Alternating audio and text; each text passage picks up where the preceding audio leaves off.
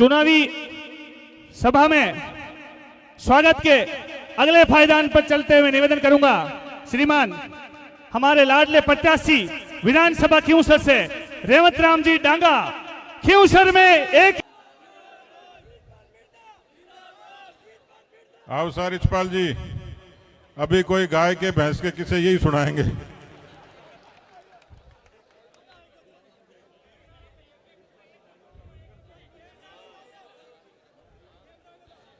शेर कभी बूढ़ा होता ही नहीं है। क्या रिचपाल जी, थाने देख के लोगों के चेहरे पर यहाँ रौनक आ गई जी, कुंवारों को ब्याह हो रहे हो।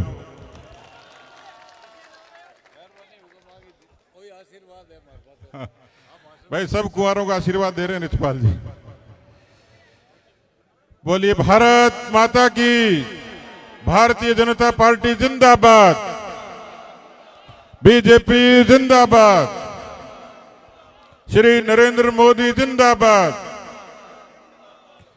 कि मैं आपसे गुजारिश करूंगा कि एक बार जोरदार तालियों से पूरे मंच का स्वागत कर दें आप, नहीं तो मेरे को नाम लेना पड़ेगा और नाम कोई छूट जाएगा तो मेरा कुर्ता खींचेगा। इसलिए ताली जोरदार बजा दो ताकि ये सब लोग राजी हो जाएं। मैंने रेवंत जी का नाम जानबूझकर नहीं लिया और रेवंत जी कह रहे थे मैं पहले भाषण दूं। मैंने कहा कंपटीशन यही तो है कि आप पहले दो कि हम दो, लेकिन आप तो अपने लोगों के बीच आपकी बात करोगे। मैं तो खीमसर की जनता को ये संदेश देने के लिए आया था। मैं रेवंत जी का वीडियो देख रहा था, बड़ा जोरदार डांस करते हैं और केवल डांस नहीं करते, डांस में भी इन दिनों कंपटीशन चल रहा है, कांग्रेस वाले भी कर रहे हैं कई जगह। लेकिन इस डांस प्रतियोगिता में पहला नंबर रेवंत राम जी का ही है। लोगों ने अलग अलग कमेंट कर रहे थे, तो मैंने कहा रेवंत जी डांस अच्छा नहीं करते हैं, सामने वाले को भी नचाना जानते हैं और इतना जोरदार काम करेंगे जितना डांस करते हैं उससे ज्यादा जबरा काम खींवसर के भलाई के लिए, खींवसर के दलितों, वंचितों और पिछड़ों के लिए करेंगे। मैं सिर्फ ये संदेश देने के लिए आपके बीच में आया और इसलिए बाकी बात तो रिचपाल जी और हमारे झाबर सिंह जी और रेवंत जी करेंगे।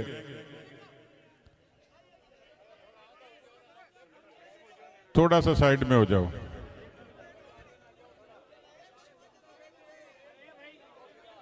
ओ काका जी को रिचपाल जी दिख नहीं रहे। कोई नहीं, थोड़ी शांति रखो। सम्मानित बुजुर्गों, नौजवान भाइयों, मित्रों, ये विधानसभा का उपचुनाव, किसी को लगता होगा कि एक विधानसभा का उपचुनाव है, कोई हुकूमत पर असर नहीं पड़ेगा, कोई सरकार पर असर नहीं पड़ेगा। लेकिन सही मायने में कहो तो वास्तव में खींवसर के भाग्य का चुनाव है, खींवसर की जनता के भाग्य का चुनाव है। मित्रों, ये देश का लोकतंत्र है और लोकतंत्र कभी भीड़ से नहीं चलता, लोकतंत्र विचारों से चलता है। हम सब का सौभाग्य है कि देश में इस समय दुनिया का सबसे ताकतवर नेता प्रधानमंत्री के रूप में है, जिसने देश का स्वाभिमान ऊंचा करने का काम किया। अभी अमेरिका के चुनाव हुए, जब गिनती चल रही थी तो किसी पत्रकार ने पूछा कि कमला हैरिस ठीक रहेगी भारत के लिए, डोनाल्ड ट्रंप ठीक रहेगा। मैंने कहा कोई भी जीत जाओ, मेरी बात पर गौर करना, दुनिया का सबसे ताकतवर देश है अमेरिका, पूंजी के नाते, बुद्धि के नाते। लेकिन मैंने कहा जीते कोई भी, सेल्फी तो भारत के प्रधानमंत्री नरेंद्र मोदी के साथ ही खिंचवानी पड़ेगी।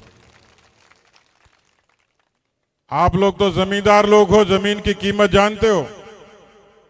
हमारे यहां कहावत है कि जमीन चली जाए तो वापस आ जाती है, बंटवारे से आ जाए, समझाई से आ जाए, लठ से आ जाए, मुकदमे से आ जाए, जमीर चला जाए तो वापस नहीं आता।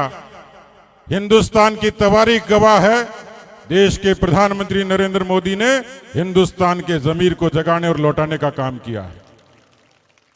बड़ी संख्या में किसान भाई बैठे हैं, 55 वर्षों तक कांग्रेस पार्टी को राज करने का मौका मिला था, लेकिन हिंदुस्तान के किसान को सहूलियत देने का काम किसी माई के लाल ने किया। उसका नाम अटल बिहारी वाजपेयी था, जिसने किसान क्रेडिट कार्ड, फसलों की बीमा योजना, प्रधानमंत्री ग्राम सड़क योजना। देश का प्रधानमंत्री जब संजीदा हो तो शहरों से गांव को जोड़ता है। 6 लाख किलोमीटर सड़क प्रधानमंत्री मोदी के कार्यकाल में पूरे देश में बनी है। सामान्य बात नहीं, सपना होता था, तकलीफ होती थी। बैंक के खाते की, गरीबों के 54 करोड़ बैंक के खाते इसी प्रधानमंत्री के कार्यकाल में बने। आज लगता होगा शौचालय बहुत छोटी सुविधा है। उन माताओं बहनों की सोचिए जो गांव में अंधेरा होने का इंतजार करती थी, उनके आरोग्य को, उनके सुरक्षा को, उनके सम्मान को चुनौती थी, लेकिन उन माताओं बहनों के सम्मान को जिंदा रखने का काम प्रधानमंत्री नरेंद्र मोदी ने किया। आज भारत दुनिया की 6ठी बड़ी ताकत बन रही है। ब्रिटेन को पछाड़कर जिसके गुलाम हम हुआ करते थे, ब्रिटेन 6ठे नंबर पर चला गया। हिंदुस्तान दुनिया में आर्थिक तौर पर 5वीं बड़ी शक्ति बनकर खड़ा हुआ है, और आप सब लोगों के आशीर्वाद से वो दिन दूर नहीं जब हिंदुस्तान दुनिया का सबसे ताकतवर देश बनकर खड़ा होगा। भैरव सिंह शेखावत जी से लेकर वसुंधरा जी तक, वसुंधरा जी से लेकर भजनलाल जी तक, ईआरसीपी से लेकर यमुना जल समझौते तक, पेपर लीक के चोरों को जेल डालने तक, उनके नकेल डालने तक, केवल 60 दिनों में इस सरकार ने मजबूती से ये काम करने का काम किया। मैं आप सब लोगों से अनुरोध करना चाहता हूं, जैसे मैंने कहा विचारों से चलता लोकतंत्र, उस विचार का प्रतिनिधि कमल का फूल है। उस कमल का फूल का प्रतिनिधि रेवंत राम डांगा है। हम लोग पूरे मंच के लोग ये भरोसा देने के लिए आए हैं। मैं खींवसर के इतिहास में नहीं जाना चाहता, लेकिन मैं खींवसर की पृष्ठ आज के वर्तमान में और मैं खींवसर के भविष्य की ओर आपको ले जाना चाहता हूं कि खींवसर का भविष्य किसी के हाथ में सुरक्षित है, भारतीय जनता पार्टी और रेवंत राम डांगा के हाथ में सुरक्षित। कोई आम आदमी दुकान से पुकारेगा, मकान से पुकारेगा, खेत और खलिहान से पुकारेगा। मैं रेवंत राम जी को जानता हूं, वो गरीब की सुनने वाले हैं, एक संजीदा राजनेता हैं।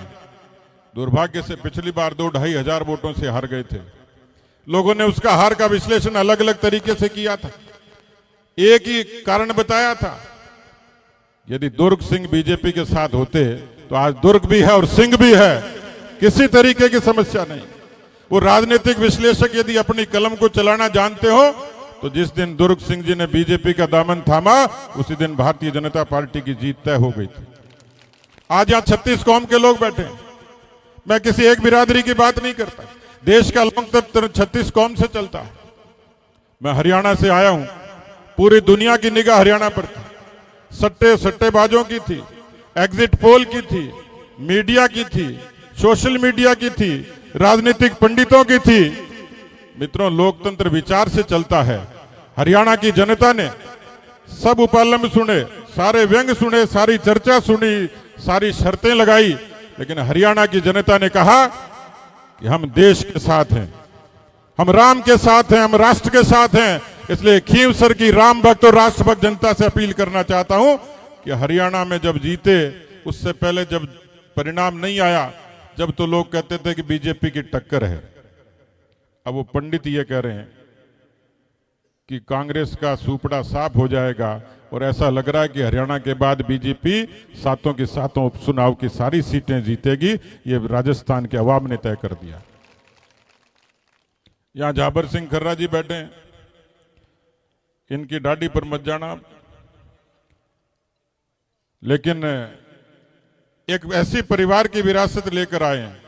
स्वर्गीय हरलाल सिंह खर्रा जी, जो भैरव सिंह जी के साथ कदम से कदम मिलाकर काम करते थे और जनसंघ के जमाने में बीजेपी के झंडे को बुलंद करने का काम करते थे, आज वो यहाँ प्रभारी के तौर पर हैं।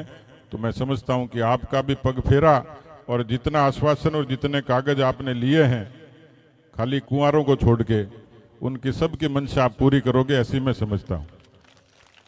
मैंने कुंवारों का जिक्र तो इसलिए किया कि मैं जब चुनाव लड़ रहा था, गांव में जब जाते हैं तो लोग कोई ना कोई पीछे कर देते हैं, इसका काम कर देना, इसका काम कर देना। तो मेरे को किसी ने कहा जी इस लड़के का देख लेना, मुझे लगा कोई नौकरी मांग रहा होगा छोटी मोटी, तो मैंने कहा ठीक है, चुनाव जीतते ही बता देना, मैं करवा दूंगा। चुनाव का रिजल्ट आ गया, मैं जीत गया, मेरे पास फोन आया कि माँ का काम को कहीं हो।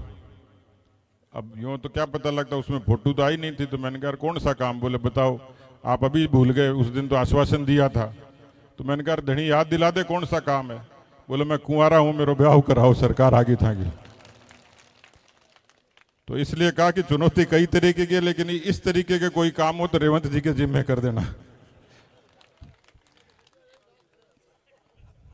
अच्छा, मैं देख रहा हूं कई कुंवारों के चेहरे पे चमक भी आ गई। तो मैं आप सब लोगों का धन्यवाद ज्ञापित करता हूं कि मैं हरियाणा से राम का और राष्ट्र का संदेश लेकर आया हूं। खींवसर की जनता से अपील करता हूं, तमाम बैठे हुए कार्यकर्ताओं से अपील करता हूं, ये चुनाव सामान्य चुनाव नहीं, ये विचार का चुनाव है। खींवसर की जीत, खींवसर की जनता का संकल्प, खींवसर की जनता की प्रतिबद्धता ये तय करेगी ये देश राम के विचारों से चलेगा, ये देश भारत माता के और वंदे मातरम के नारों से चलेगा। ये देश उन लोगों से नहीं चलेगा जो कभी कहते हैं भारत तेरे टुकड़े होंगे, इंशाअल्लाह इंशा। ये देश उन लोगों से चलेगा जो तिरंगा थामकर 370 को खत्म करते हैं। ये उन लोगों से चलेगा जो राम की महिमा का गुणगान करते हैं। ये उन लोगों को जवाब देने का अवसर खींवसर की जनता के पास है कि हम इसको बांग्लादेश नहीं बनने देंगे। जो लोग धमकियां देते थे, भारत कतई बांग्लादेश नहीं होगा, भारत अपने मिजाज और अंदाज से चलेगा। राजस्थान की पूरी सरकार, राजस्थान का पूरा प्रशासन इस खींवसर की भलाई के लिए, खींवसर की तरक्की और विकास के लिए कदम से कदम मिलाकर काम करेगा, आपके इशारे पर काम करेगा। मैं ये भरोसा आप लोगों को देने के लिए आया हूं। आप सब लोगों को एक बार फिर से बहुत बहुत धन्यवाद। जय हिंद, जय भारत। बोलिए भारत माता की, भारत माता की, वंदे वंदे। भारतीय जनता पार्टी जिंदाबाद, बीजेपी जिंदाबाद। बहुत बहुत धन्यवाद।